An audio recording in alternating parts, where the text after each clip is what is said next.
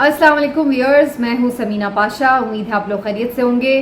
Viewers, दो तीन अहम मामलात हैं जो आज आपके सामने रखेंगे। पहले तो आपको बताएंगे कि एक बड़ा इस्तीफ़ा आ गया है और ये इस्तीफ़ा किसका है, किन वजूहात की बिना पर है और क्या आगे की बड़ी कोई प्लानिंग हो रही है जो इस इस्तीफ़े में इंडिकेट हो रही है, इसके बारे में आपको तफसीलन बताएंगे। इसके बाद थोड़ी बात करेंगे इस हवाले से भी कि जहां हम ये देख रहे हैं कि मुस्तकिल अभी तक एक इंतकामी कार्रवाइयों का सिलसिला पीटीआई के अगेंस्ट जारी है और मुख्तलिफ रहनुमा छोड़कर जा चुके हैं। ऐसे में परवेज़ इलाही साहब अभी तक तो रुके हुए हैं, लेकिन वो कितनी देर रुके रहेंगे ये बड़ा सवाल है, क्योंकि जो अदालत पेशी के मौके पर आज उनकी हालत थी, जो उनका एक ओवरऑल आप देखें हालात थे, वो काफ़ी परेशान कुन थे।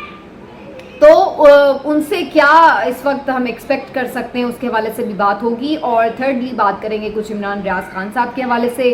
अभी तक उनका कोई अता पता नहीं है और अभी तक कोई उनके बारे में ख़बर तक नहीं आ रही है और कोई संजीदा भी नज़र नहीं आ रहा आहिस्ता आहिस्ता कि वो इस हवाले से कोई पेशरफ्त कर सकें। तो इसके ऊपर भी तफसीली आपको कुछ डिटेल्स बताएंगे। पहले आपसे रिक्वेस्ट है कि चैनल को कर लें सब्सक्राइब, वीडियो को लाइक और शेयर भी किया करें। व्यूअर्स, चेयरमैन नादरा तारिक मलिक साहब ने इस्तीफ़ा दे दिया। उसकी बुनियादी वजह क्या है वो तो मैं अभी आपको बताती हूँ, लेकिन पहले मैं आपको ये ज़रूर बताना चाह रही हूँ कि चेयरमैन नादरा तारिक मलिक साहब जो हैं वो कौन हैं और उनकी क्या खिदमात हैं। देखिए, पाकिस्तान इस लिहाज से एक बड़ा ही अनफॉर्चुनेट मुल्क है कि इसमें जो इसका पढ़ा लिखा तबका है ना, पढ़ा लिखा तबका, उसको जिस तरह से वेस्ट किया गया है ये शायद ही किसी और मुल्क में हो।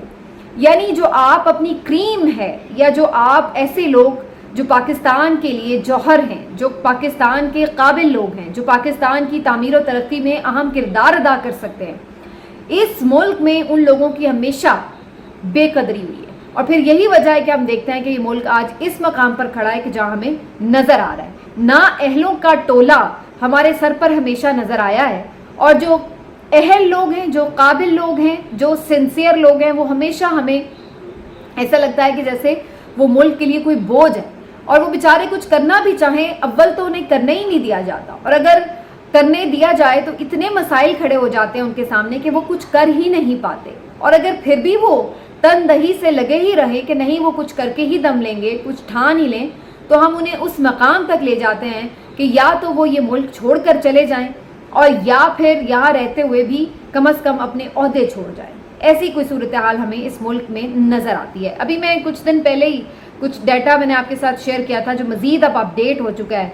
यानी 10 लाख अब होने वाली है, उन अफराद की तादाद 8 लाख से तजावुज़ कर चुकी है, जो कि एक साल के अंदर, यानी पिछले एक माली साल के अंदर ये जो मुल्क है इसने 8 लाख लोगों को बाहर भिजवा दिया है। और इनमें सिर्फ मजदूर तबका नहीं है जो बाहर जाके कोई मेहनत मजदूरी करेंगे और रोज़ी कमाएंगे, बल्कि पढ़े लिखे लोग भी शामिल हैं।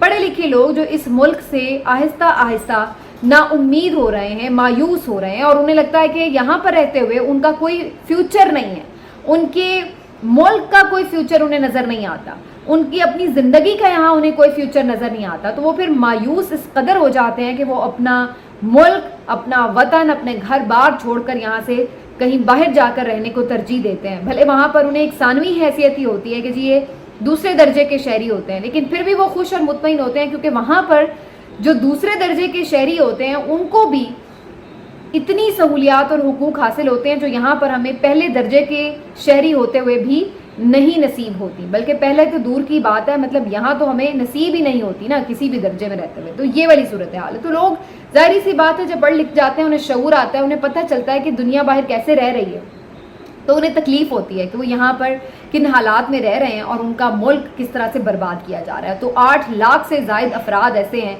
जो कि एक साल के अंदर इस मुल्क में, जो पिछला एक साल हमने देखा है उसमें ये मुल्क छोड़कर जाने पर मजबूर हो गए हैं या उन्हें किसी भी तरह जाना पड़ा। और अभी भी आप पासपोर्ट ऑफिस जाकर देख लें, एम्बेसी देख लें, जाके जहाँ वीज़े लग रहे हैं, वीज़ा सेंटर्स देख लें, आपको नज़र आएगा कि लोग अभी तक कितने डेस्परेट हैं, कतारों में लगे पड़े हैं, जल्दी प्रोसेस करवा दें चीज़ें, बस हम यहाँ से चले जाएं, ये वाली सूरत है। लेकिन बहरहाल बात थोड़ी सी कहीं और निकल गई। मैं बताना ये चाह रही थी कि चेयरमैन नादरा जो तारिक मलिक साहब थे, ये भी एक बहुत पढ़ा लिखा शख्स, ऐसा ही शख्स जो पाकिस्तान को सर्व करना चाहता था।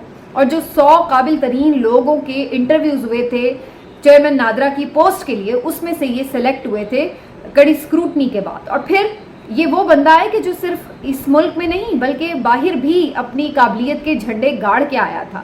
یہ UNDP جو اقوام متحدہ کا ایک مشن ہے، آپ کو معلوم ہے اس کا ذیلی ادارہ ہے، وہاں پر کام کر رہے تھے اور وہاں پر اچھی خاصی تنخواہ لے رہے تھے، اور وہاں پر وہ چلتی نوکری چھوڑ کر اپنے ملک واپس آئے کہ یہاں پر آ کر اپنی دھرتی کو سرو کرنا ہے، اس کی خدمت کرنی ہے. لیکن یہاں پر کیا ہوا؟ وہی جو ہر شعبے میں ہو رہا ہے. اب یہ کوئی ایلیگیشنز ہوتی تو میں الگ سے کہتی کہ جی ایسی باتیں سننے میں آ رہی ہیں. جس طرح سے نیب چیئرمین ریزائن کر گئے، وہی کم و بیش وجوہات جو ہیں وہ چیئرمین نادرا نے بھی بیان کی ہیں.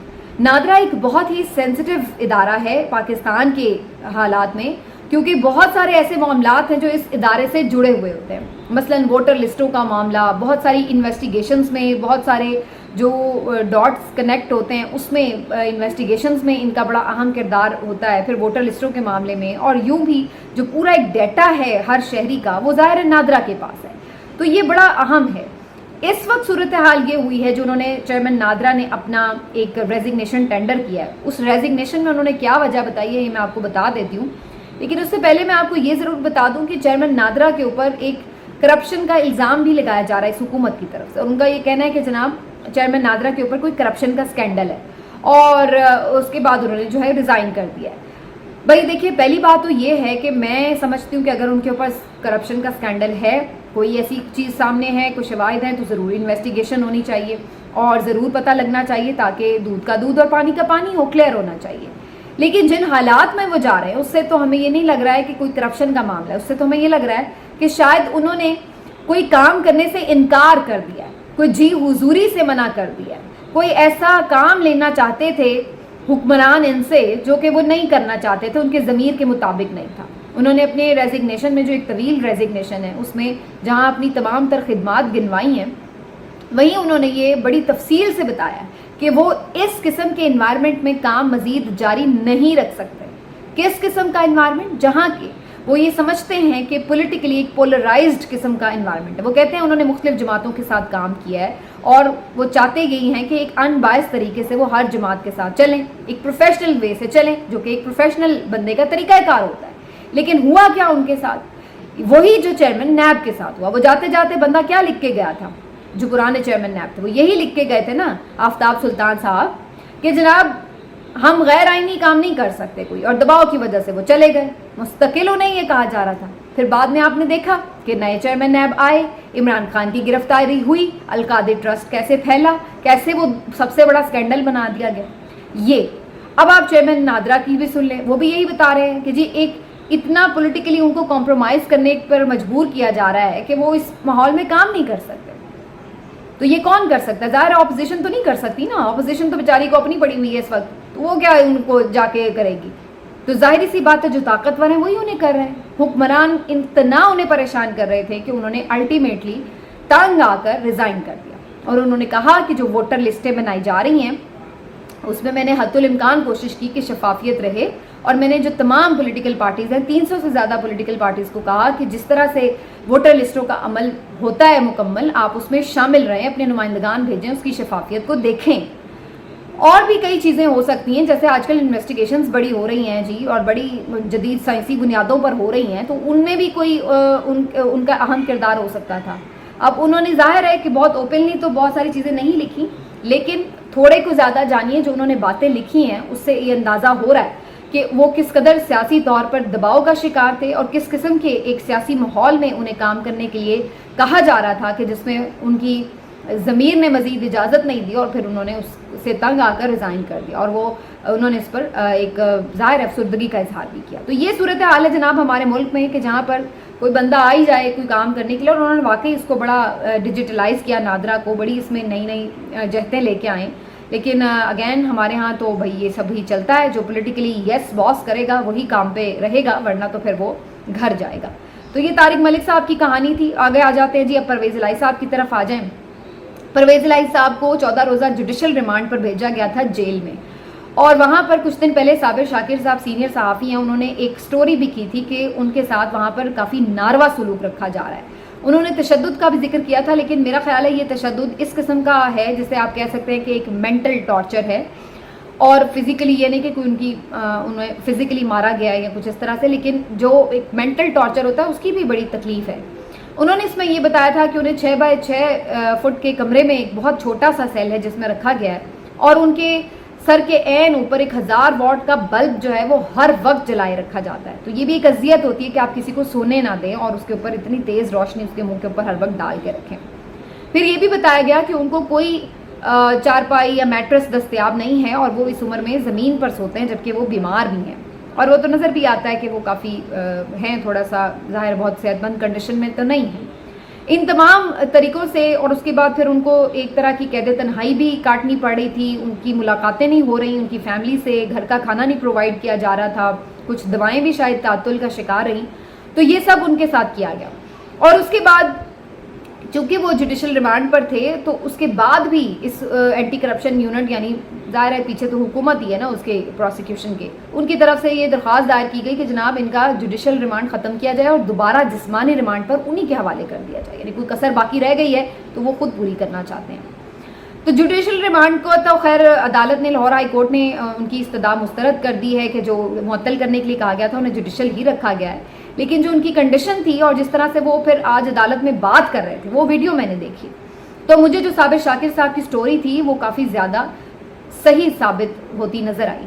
وہ کافی زیادہ کمزور لگ رہے تھے پرویز الہی صاحب۔ پہلے آپ نے دیکھا ہوگا 1-2 پیشیوں میں وہ کافی روب سے بات کر رہے تھے، کافی عزم میں نظر آ رہے تھے، اور کارکنان کو بھی کہہ رہے تھے کہ جی آپ حوصلے میں رہیں، ہم حق سچ پر ہیں تو سب ٹھیک ہو جائے گا، تو یہ ہمیں وہ کرتے نظر آ رہے تھے۔ لیکن آج وہ مجھے کافی ڈھیلے ڈھالے لہجے میں بات کرتے نظر آئے، کافی دھیما لہجہ تھا، چہرے سے بھی کافی کمزور لگ رہے تھے، اور کوئی بہت حوصلہ افزا گفتگو بھی نہیں کر رہے تھے، اور انہوں نے اپنے مصائب کا بھی ذکر کیا کہ اسی طرح سے کہ بہت چھوٹے سیل میں انہیں رکھا ہوا ہے، اور ان کو جو ہے وہ سہولتیں میسر نہیں، فیملی سے ملنے نہیں دیا جا رہا، اور ایون یہ تک ہوا کہ ان کو پھر جب دل میں تکلیف محسوس ہوئی تو پھر انہیں پنجاب انسٹیٹیوٹ آف کارڈیالوجی لے جایا گیا۔ یہ وہی اسپتال ہے ویسے جو ان کے دور میں بنا تھا جب وہ پرویز الہی صاحب تھے، وزیر اعلیٰ تھے پچھلے دور میں۔ وہاں پر بھی ان کی طبیعت تو ٹھیک نہیں تھی، لیکن پھر بھی انہیں بڑی ارجنسی میں پھر واپس لے آیا گیا، تھوڑی سی بھی جب سٹیبل ہوئی تو فوراً ہی انہیں وہاں سے لے آئے پولیس والے، اور دوبارہ جیل میں ڈال دیا گیا۔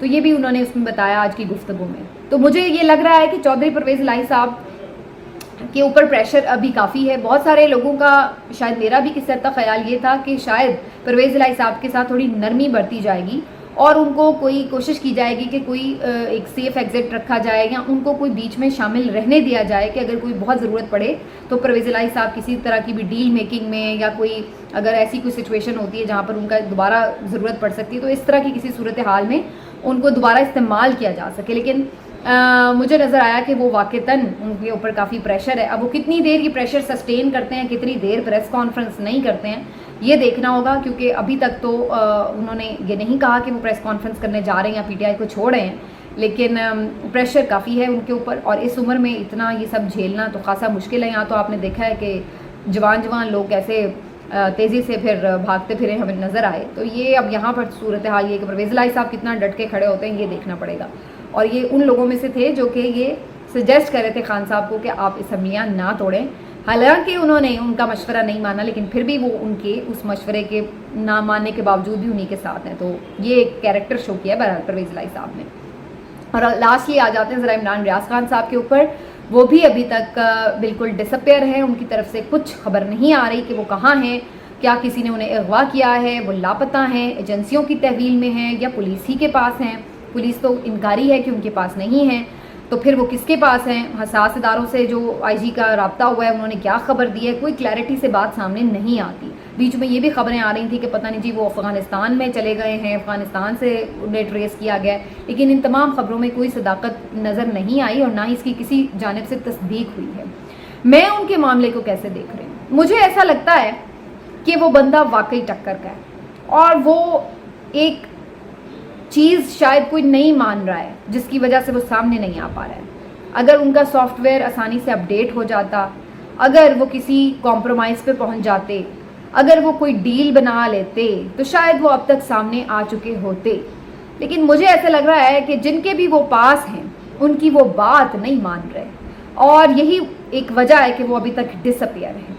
اور جو جن کے بھی وہ پاس ہیں انہیں پتہ ہے اس بندے کی طاقت کا، انہیں پتہ ہے کہ اس کا کہا ہوا کتنا اثر رکھتا ہے، کتنے لوگوں پر جا کے اثر کرتا ہے.